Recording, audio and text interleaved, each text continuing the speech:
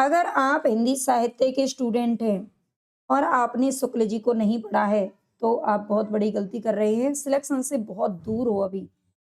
तो शुक्ल जी को पढ़ना हमारे लिए कितना ज़रूरी है, ये तो आप कोई भी पीवाईक्यू उठा करके देख लीजिए, कोई भी पेपर उठा करके देख लीजिए, आपको पता चल ही जाएगा। तो इसीलिए मैंने स्टार्ट किया है यहाँ पर रामचंद्र शुक्ल जी की जो बुक है, उसको वन लाइनर फॉर्म में यहाँ पर मैं आपको करवा रही हूँ। तो ये हमारी कल की क्लास है, इसको मैं करवा चुकी हूँ। अगर आपने कल की क्लास नहीं देखी है, तो आपको बाद में लिंक मिल जाएगी, उसको ज़रूर देख लेना।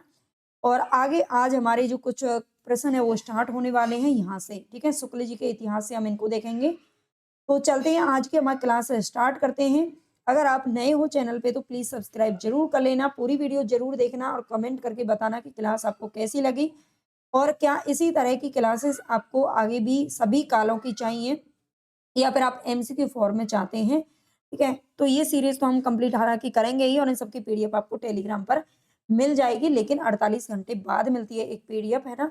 हुँ, तो चलते हैं, अपनी क्लास स्टार्ट करते हैं। लाइक, सब्सक्राइब भी कर लेना, ठीक है? शुक्ल जी के इतिहास से आचार्य रामचंद्र शुक्ल ने अपने इतिहास में आदिकालीन रचनाओं को 2 वर्गों में विभक्त किया है। सबसे ये क्वेश्चन बनता है, आदिकालीन जितनी भी रचनाएँ हैं, उनको इन्होंने 2 वर्गों में विभक्त किया है, ठीक है? रचनाओं की बात हो रही है और रचनाओं की भाषाओं की बात हो रही है यहाँ पर, ठीक है? तो रचनाओं को 2 वर्गों में यानी कि 2 अलग-अलग भाषाओं में लिखी गई हैं। एक तो अपभ्रंश भाषा और दूसरी है देश भाषा यानी कि बोलचाल की भाषाएँ। या बोलचाल की रचनाएँ और एक अपभ्रंश में लिखी गई हैं, दोनों को याद रखना।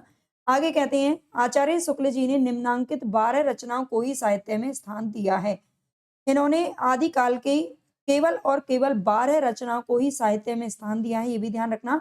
और ये 12 रचनाएँ कौन-सी हैं? ये इनका जो भूमिका लिखी हुई है शुक्ल जी की किताब में, वहीं पर ये प्रश्न हमें मिल जाती हैं, शुरू में ही, फर्स्ट पेज पर ही मिलती हैं। ठीक है? तो ये 12 रचनाएँ हैं, जो आपको अच्छे से याद रख लेनी है। अपभ्रंश में 4 रचनाओं के नाम आते हैं, विजयपाल रासो, हम्मीर रासो, कीर्तिलता और कीर्ति पताका। ठीक है? ये 4 रचनाएँ हैं जो कि अपभ्रंश की हैं। और देश भाषा काव्य की रचनाओं की बात करें तो इसमें खुमान रासो का नाम आता है, बीसल देव रासो का नाम, पृथ्वीराज रासो, जयचंद प्रकाश, जयमयंक जस चंद्रिका और परमाल रासो का नाम आता है। आला का मूल रूप है परमाल रासो, आलाखंड जिसको हम जानते हैं। तो देश भाषा की 8 रचनाएँ हैं, ठीक है? कितनी हैं? 8 रचनाएँ हैं, 2 और हैं भई, है ना? 8 रचनाएँ हैं टोटल। इसमें एक खुसरो की पहेलियाँ और विद्यापति की पदावली को भी रखा गया है।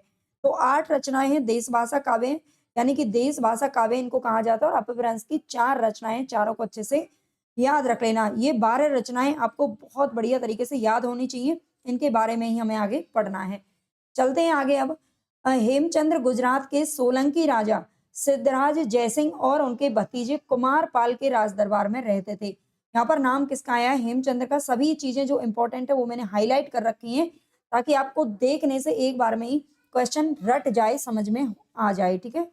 तो हेमचंद्र गुजरात के सोलंकी राजा सिद्धराज जयसिंह और उनके भतीजे कुमार पाल के राज दरबार में थे, ये ध्यान रखना। ये इनके आश्रयदाता रहे हैं, जयसिंह और कुमार पाल। आचार्य के व्याकरण का नाम, आचार्य यानी कि हेमचंद्र के व्याकरण का नाम क्या था? सिद्ध हेमचंद्र शब्दानुशासन। ठीक है? सिद्ध हेमचंद्र शब्दानुशासन नाम से इन्होंने एक व्याकरण ग्रंथ लिखा है हेमचंद्र ने, जो सिद्ध हेम नाम से प्रसिद्ध हुआ है। सिद्ध हेम में यानी कि इनका ये जो ग्रंथ है, इसमें संस्कृत, प्राकृत और अपभ्रंश तीनों भाषाओं का समावेश किया गया है। ठीक है? इनका जो ग्रंथ है, हेमचंद्र के ग्रंथ में तीनों रचनाओं का, तीनों भाषाओं का समावेश है, संस्कृत, प्राकृत और अपभ्रंश, ये ध्यान रखना। हेमचंद्र प्रसिद्ध जैन आचार्य थे, ठीक है? हेमचंद्र जैन आचार्य थे, ये जैन साहित्य से संबंधित है, ये ध्यान रखना। और इनका जन्म हुआ था 1088 ईस्वी में, ठीक है? इनका जन्म कब हुआ था? 1088 ईस्वी में हुआ था जन्म, ध्यान रखना। हेमचंद्र की अन्य पुस्तकों की अगर बात करें तो कुमारपाल चरित्र इन्होंने लिखा है, कुमारपाल के राज दरबार में ही रहते थे, तो उनके लिए तो कुछ भई बनता ही है ना? इतना तो बनता ही है, लिखना ही पड़ेगा।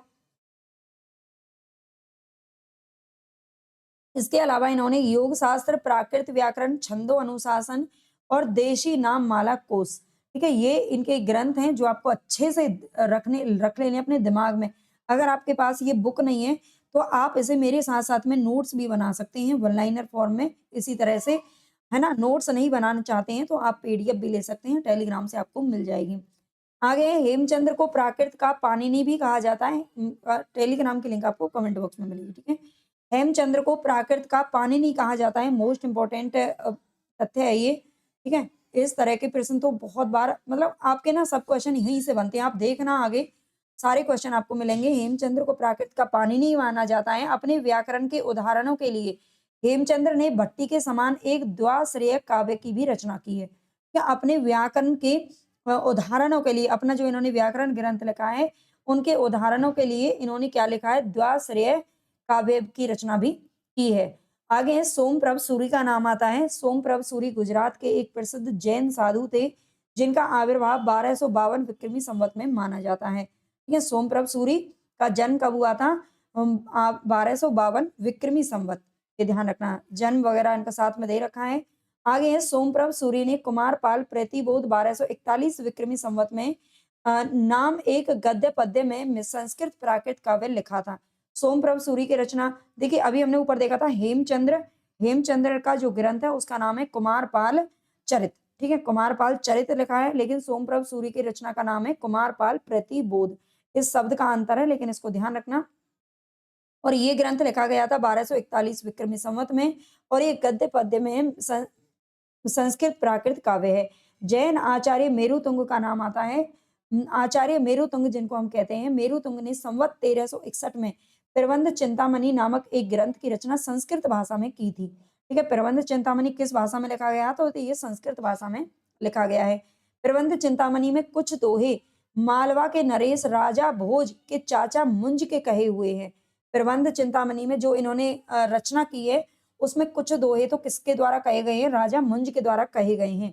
प्रबंध चिंतामणि में दूहा विद्या में विवाद करने वाले दो चारणों की कथा है। ठीक है, दूहा विद्या में दूहा यानी कि दोहा छंद को ही अपभ्रंश में दूहा के नाम से जाना जाता है। ठीक है, तो दूहा विद्या में विवाद करने वाले दो चारणों की कथा है प्रबंध चिंतामणि के अंदर, और इसीलिए इसे अपभ्रंश काव्य को दूहा विद्या भी कहा जाता है।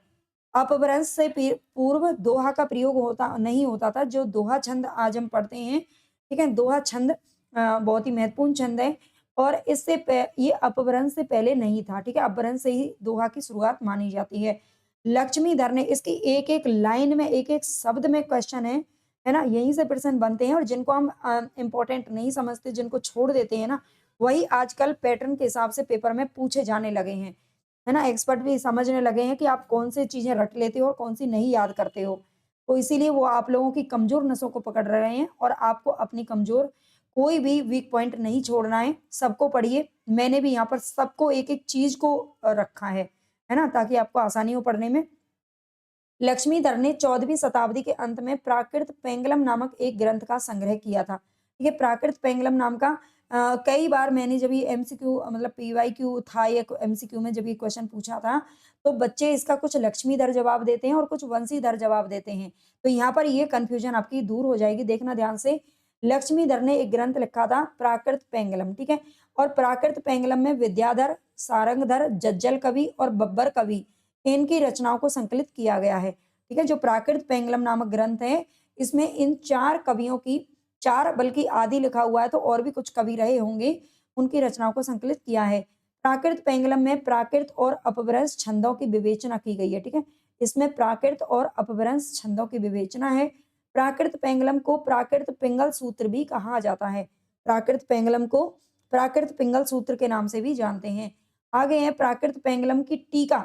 अब यहाँ पर ध्यान देना, लक्ष्मीधर ने एक ग्रंथ का संग्रह किया था जिसका नाम है प्राकृत पेंगलम, लेकिन इसकी जो टीका है ना, ये लिखी थी वंशीधर नामक किसी विद्वान ने।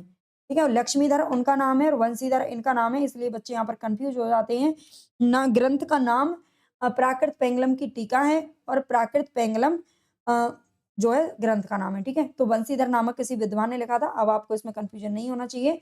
सारंगधर ने सारंगधर पद्धति के नाम से एक सुभाषित संग्रह भी बनाया था। ठीक है, सारंगधर पद्धति के नाम से एक सुभाषित संग्रह किसने बनाया था? सारंगधर ने लिखा था। सारंगधर पद्धति में बहुत से सावर मंत्र और भाषा चित्र काव्य भी दिए गए हैं।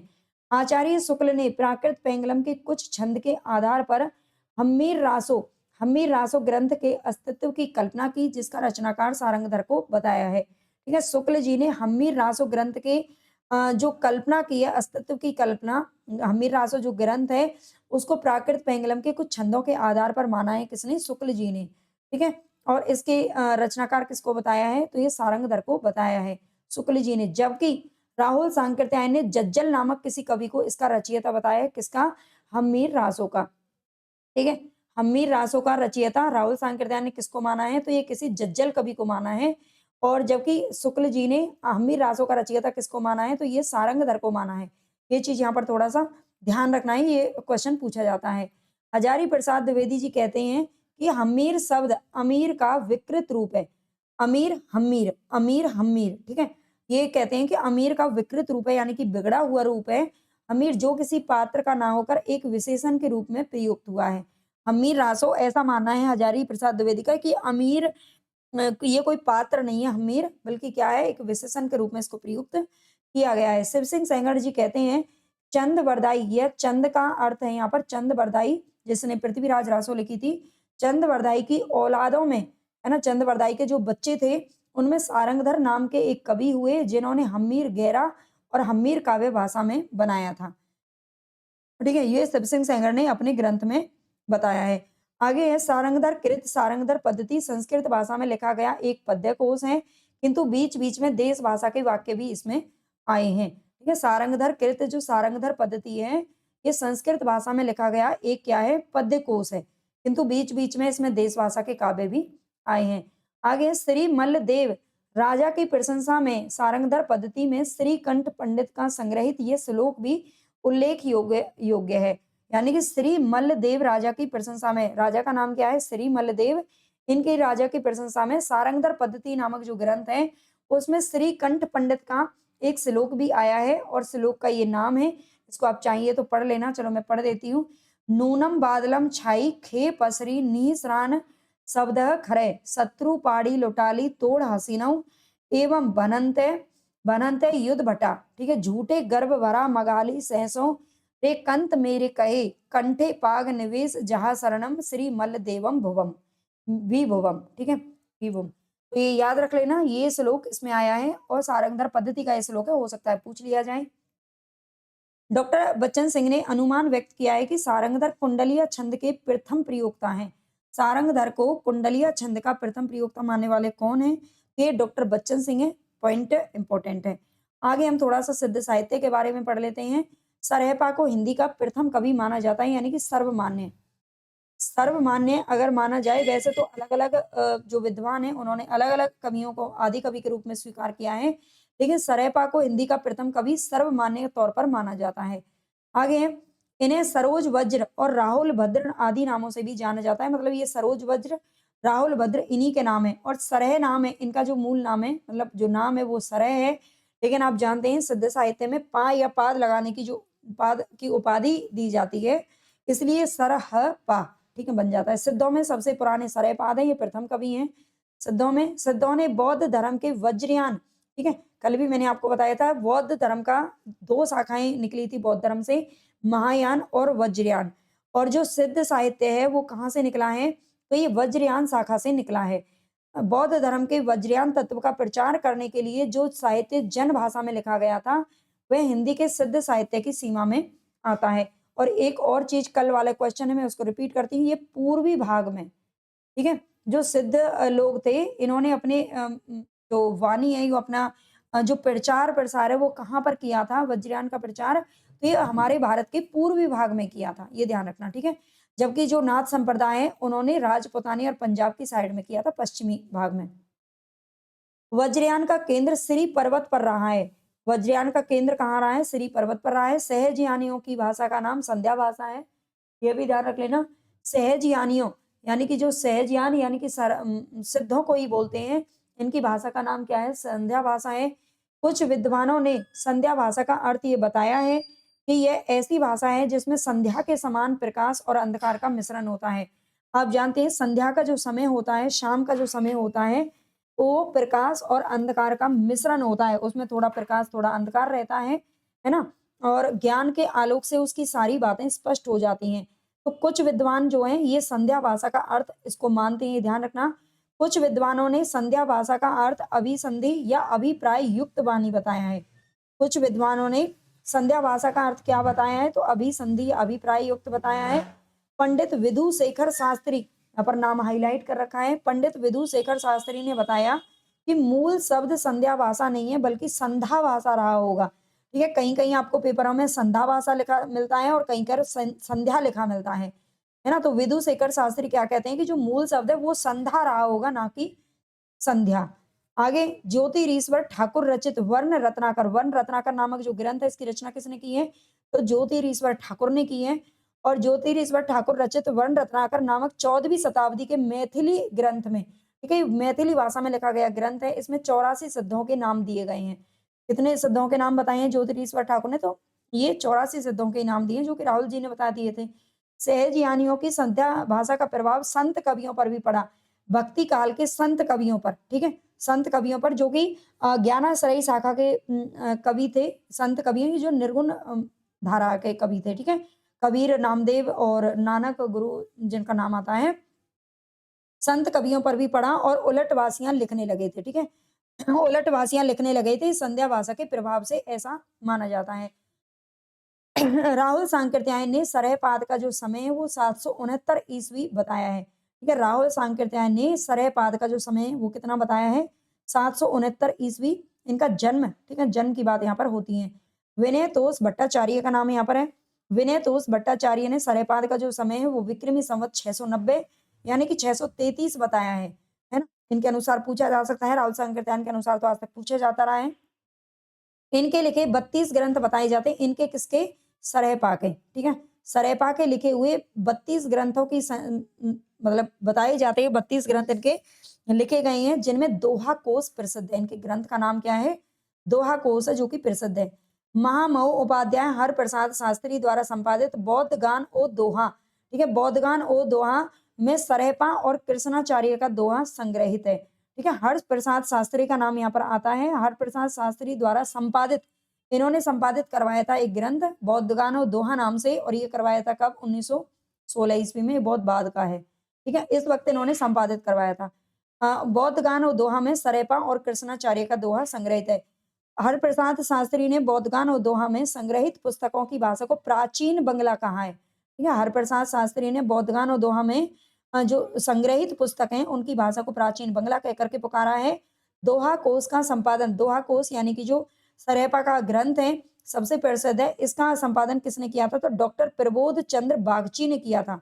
जिस वक्त 769 ईस्वी, उस समय पर कहाँ प्रेस होती थी, कहाँ छपती कहाँ थी पुस्तकें, बस लिख लिख करके ये लोग चले गए थे, लेकिन इनका बाद में संपादन ढूंढ ढूंढ करके किया जा रहा है अलग अलग विद्वानों के द्वारा, ठीक है। तो अब आप ये तो कहेंगे नहीं कि ये समय तो हेमादिकाल का है ही नहीं, है ना। जैसे कि पहले जब शुरू में मैंने पढ़ना शुरू किया था साहित्य, तो मेरे दिमाग में भी ये बात आई थी कि अरे ये समय तो उसका है नहीं, है ना। 1653 बाद का जो समय आता है, आधुनिक समय आ जाता है, तो उसका मतलब ये है कि संपादन बाद में ढूंढ-ढूंढ करके पुस्तकें करवाई जा रही हैं। दोहा कोश में तिल्लोपा, सरयपा और कनेपा के दोहे संग्रहित हैं, ठीक है। दोहा कोश जो ग्रंथ है इसमें किस-किस के हैं, तिल्लोपा, सरयपा और कनेपा के दोहे संग्रहित हैं। बच्चन सिंह ने लिखा है, यहाँ पर बच्चन सिंह का एक कथन है, आक्रोश की भाषा का पहला प्रयोग सरयपा में ही दिखाई देता है, ठीक है। आक्रोश की भाषा का पहला प्रयोग किसमें दिखाई देता है, तो ये सरयपा में दिखाई देता है, ऐसा बच्चन सिंह का कहना है। और आप जानते हैं शुक्ल जी तो इम्पोर्टेंट हैं ही और रहेंगे ही, लेकिन बच्चन सिंह भी काफी इंपॉर्टेंट हो गए हैं अब, उनसे भी काफी मात्रा में क्वेश्चन अब पूछे जाने लगे हैं। सिद्धों की भाषा को संध्या भाषा का नाम मुनि दत्त तथा अद्य वज्र ने दिया था, ठीक है। सिद्धों की भाषा को संध्या भाषा का नाम किसने दिया है, ये मुनि दत्त और अद्य वज्र ने दिया है, दोनों का नाम याद रख लेना। सवरपा सरयपा के शिष्य थे और लुईपा के गुरु थे, इंपॉर्टेंट पॉइंट है, ठीक है। सवरपा सरयपा के तो शिष्य थे, सरयपा तो सबसे बड़े हैं, ठीक है, और लुईपा के गुरु थे कौन, सवरपा। सवरों की वेशभूषा में रहने के कारण इनका नाम क्या पड़ा था, सवरपाद पड़ गया था। सवरों की, सवर कोई जाति है और उनकी वेशभूषा में रहने के कारण इनका नाम ये पड़ गया था। इनका जन्म क्षत्रिय कुल में सन 780 ईस्वी में हुआ था। चर्यापद सवरपा की प्रसिद्ध पुस्तक है, ठीक है। सरयपा की प्रसिद्ध पुस्तक का नाम है दोहा कोश, जबकि सवरपा की प्रसिद्ध पुस्तक का नाम है चर्यापद। आगे देखते हैं, चर्यापद एक प्रकार का गीत है जो सामान्यतः अनुष्ठानों के समय गाया जाता है। चर्यापद एक प्रकार का गीत है, ठीक है, जो सामान्यतः अनुष्ठानों के समय गाया जाता है। चर्यापद संध्या भाषा के दृष्टिकूट पद में लिखी गई है। जो चर्यापद है वो दृष्टिकूट में लिखा गया है, ध्यान रखना, जिनके दोहरे अर्थ होते हैं, ठीक है, दोहरे अर्थ होते हैं। दृष्टिकूट का अर्थ क्या है? जिसके दोहरे अर्थ हों। सिद्ध साहित्य में सिद्ध साहित्य में दोहा कोश की रचना परिनिष्ठित अपभ्रंश में हुई तथा चर्या पदों की अभट्ट में हुई है। सिद्ध साहित्य में दोहा कोश की रचना किसमें हुई? परिनिष्ठित अपभ्रंश में। लेकिन अपभ्रंश का ही थोड़ा बहुत बिगड़ा हुआ रूप है अभट्ट, और चर्या पदों की जो रचना है वो किसमें हुई? अभट्ट में हुई।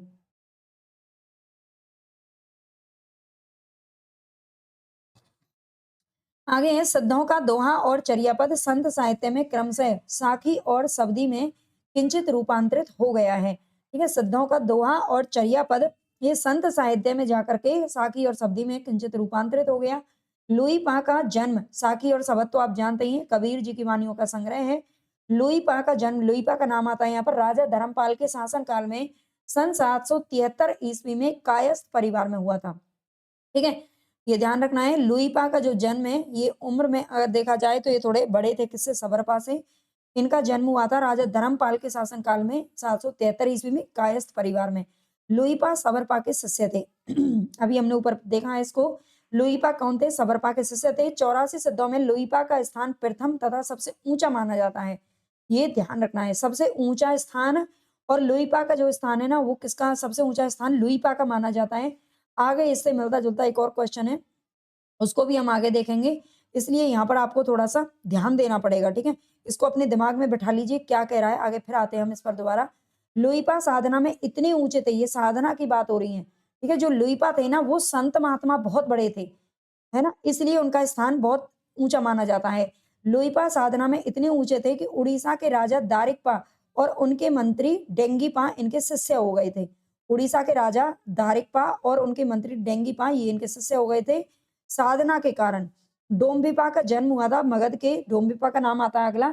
डोम्बिपा का जन्म मगध के क्षत्रिय वंश में सन 840 ईस्वी के आसपास हुआ था और इनके द्वारा रचित 21 ग्रंथ बताए जाते हैं, ठीक है? ये ध्यान रखना है, इनके द्वारा रचित 21 ग्रंथ बताए जाते हैं, जिनमें डोम्बी गीतिका, योगचर्या और अक्षरद विको उपदेश, ठीक है? अक्षर देखो उपदेश, ध्यान रखना ये किसके द्वारा लिखे गए ग्रंथ हैं? तो ये ग्रंथ हैं किसके? डोम्बिपा के द्वारा, ठीक है। तो ये याद रख लेना, डोम्बिपा विरूपा के शिष्य थे। यहाँ पर इनके गुरु और शिष्यों की एक आप एक जगह पर लिख लेना, ठीक है, कौन किसका शिष्य है और कौन किसका गुरु है ना? घुमा फिरा के क्वेश्चन पूछ लिया जाता है। डोम्बिपा विरूपा के शिष्य थे, ये ध्यान रखना। कन्हपा सिद्धों में सर्वश्रेष्ठ विद्वान तथा सबसे बड़े कवि थे। अब यहाँ पर यहाँ ध्यान दीजिए, सिद्धों में सर्वश्रेष्ठ विद्वान साधना में ऊंचे कौन थे? तो लुईपा का नाम आता है साधना में, ठीक है। लेकिन जो ज्ञान की अगर बात करें, है ना, सर्वश्रेष्ठ विद्वान और सबसे बड़े कवि, कवि के रूप में कौन बड़े थे? तो कन्हपा बड़े थे कवि के रूप में, ठीक है। कवि और विद्वान के रूप में कन्हपा बड़े थे, साधना में लुईपा बड़े थे। अब यहाँ पर आपको मुझे लगता है क्लियर हो गया होगा।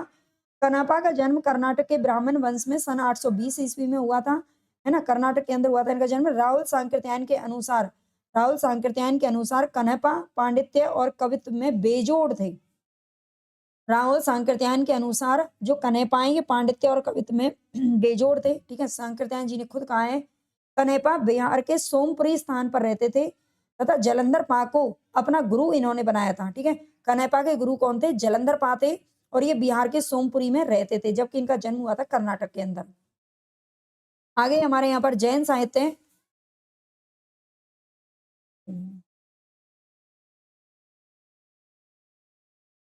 किसके साथ आई?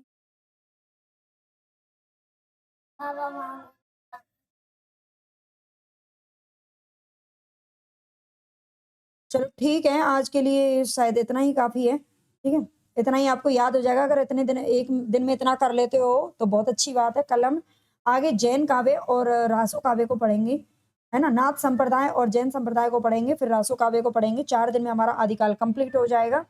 अगर आपको 1 दिन में 1 घंटे तक की क्लास चाहिए तो भी बताना, ठीक है? और क्लास आपको कैसी लगी ये आप बता सकते हो। इनके अलावा ये तो इनकी तो पीडीएफ मैं आपको टेलीग्राम पे दे ही दूँगी। 5000 प्रश्नों की पीडीएफ अगर आप चाहते हो 5000 वन लाइनर प्रश्नों की पीडीएफ जिसमें पुरस्कार वगैरह सब कुछ हैं। तो ये आप चाहें तो 99 रुपए की पीडीएफ आपको कहाँ से मिलेगी? एप्लीकेशन से मिल जाएगी, जिसकी लिंक आपको कमेंट बॉक्स में मिलेगी, ठीक है? ये ध्यान रख लेना। और अगर आप हिंदी साहित्य को, देखो ये तो मुझे थोड़ा-सा प्रचार तो भई करना ही पड़ेगा। हिंदी साहित्य के नोट्स अगर आप लेना चाहते हैं, हिंदी साहित्य की हमारी कंप्लीट टोटल पूरा कोर्स आपको पढ़ना है ना? पूरा कोर्स आपको पढ़ना है, तो आप फुल कोर्स ले सकते हो। कहाँ से? कोर्स से ही फुल कोर्स ले सकते हो, है ना? कहाँ से? एप्लीकेशन से आपको मिल जाएगा और इसकी जो कीमत है ना, वो बहुत नाम मात्र का प्राइस है, 699 रुपए में केवल पूरा हिंदी साहित्य आपको यहाँ पर पढ़ा दिया जाएगा। इससे बेहतर आपको कुछ नहीं मिलने वाला है, ठीक है? इतना कम है और बहुत अच्छा भी है। चलिए, ठीक है, लाइक सब्सक्राइब भी कर लेना, टेलीग्राम से जुड़ जाना, पीडीएफ आपकी वहाँ आपको वहाँ